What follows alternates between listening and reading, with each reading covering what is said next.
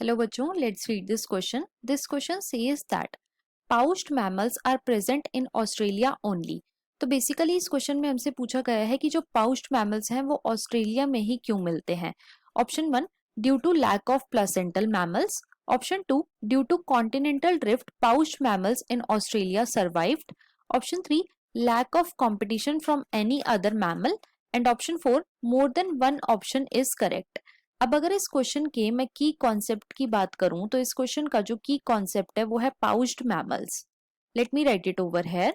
की concept is pouched mammals. अब बच्चों जो पाउच्ड मैमल्स हैं इन्हें हम मार्सुपियल्स भी बोलते हैं. अब बच्चों जो आज आप डिफरेंट डिफरेंट कॉन्टिनेंट्स देखते हो वो पहले ऐसे नहीं थे.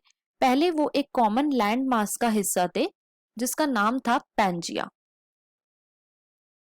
राइट. और इस पैंजिया में बच्चों ड्रिफ्ट हुई जिसकी वजह से डिफरेंट डिफरेंट कॉन्टिनेंट्स जो थे वो क्रिएट हुए.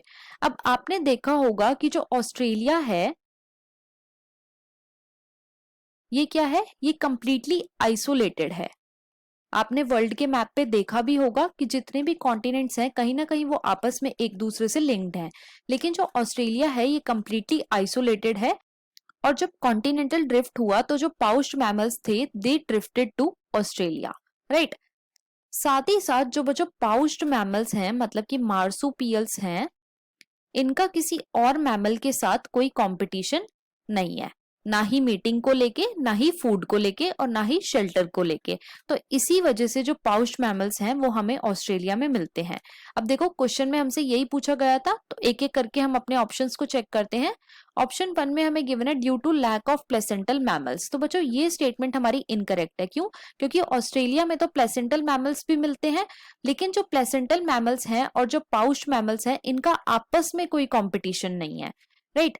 Second, due to continental drift pouched mammals in Australia survived. ये बिल्कुल करेक्ट है. Third, lack of competition from any other mammal. तो बच्चों ये स्टेटमेंट भी हमारी करेक्ट है. तो हमारी यहाँ पे ऑप्शन नंबर 2 और ऑप्शन नंबर 3 जो है वो बिल्कुल करेक्ट है. सो जो हमारा करेक्ट ऑप्शन हो जाता है इसके अकॉर्डिंग वो है ऑप्शन नंबर 4.